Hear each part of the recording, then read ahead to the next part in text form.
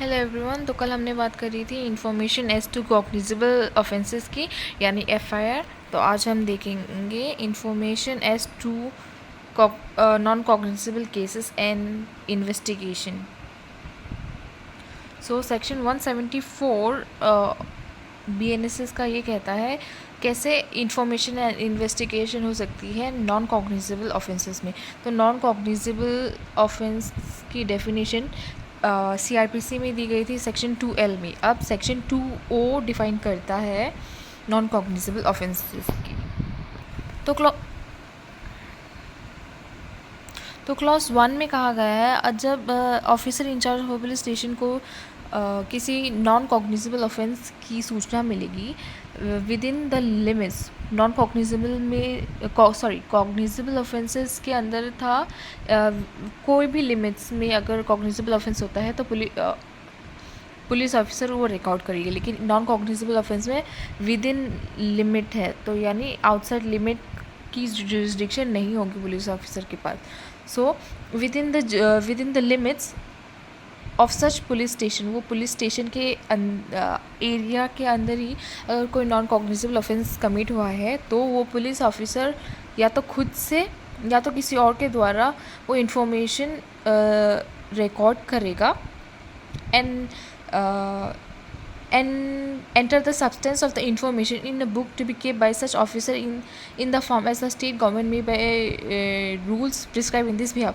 Same जैसे cognizable offence या FIR की इंफॉर्मेशन को रिकॉर्ड की जाएगी, उसी तरह उसी मैनर में नॉन कॉग्निजेबल ऑफेंस की इंफॉर्मेशन को रिकॉर्ड किया जाएगा। इसके बाद जो इन्फॉर्मेशन जो ऑफिसर इंचार्ज के द्वारा रिकॉर्ड की गई है उसको रिफ़र किया जाएगा मैजिस्ट्रेट के पास। इसके अलावा वो डेली अपडेट जो है उस केस से रिलेटेड वो भी मैजिस्ट्रेट को फॉरवर्ड किया जाएगा। सेकेंड क्लॉज कहता है no police officer shall investigate a non cognizable case without the order of a magistrate having power to try such case or commit the case for trial. So clause 2 सीधा ये बोलता है कि कोई भी police officer के पास ये power नहीं होगी कि वो अपने से खुद से नॉन कॉग्निजेबल ऑफेंस की इन्वेस्टिगेशन स्टार्ट करे बिना मैजिस्ट्रेट के प्रायर परमिशन के या ऑर्डर से।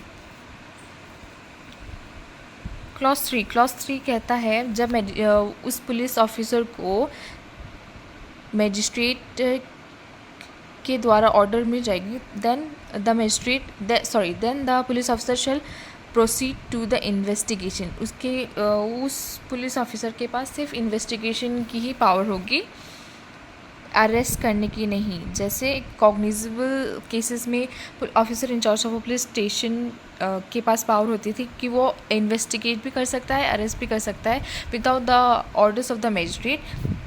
नॉन कॉग्निजेबल केसेस में ये डिफरेंट है।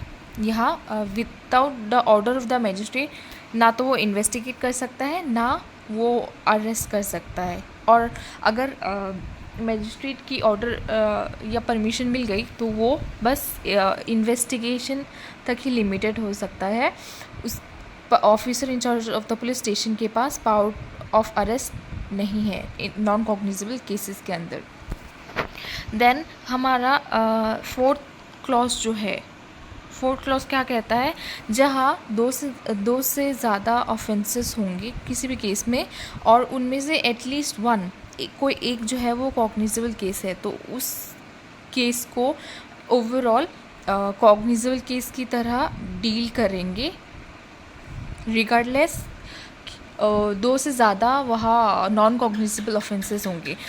इससे कोई मतलब नहीं रहता कि 2 से ज़्यादा नॉन कॉग्निजेबल ऑफेंस है, अगर उनमें से कोई एक भी कॉग्निजेबल ऑफेंस है तो उस पूरे केस को कॉग्निजेबल केस की तरह ही ट्रीट किया जाएगा।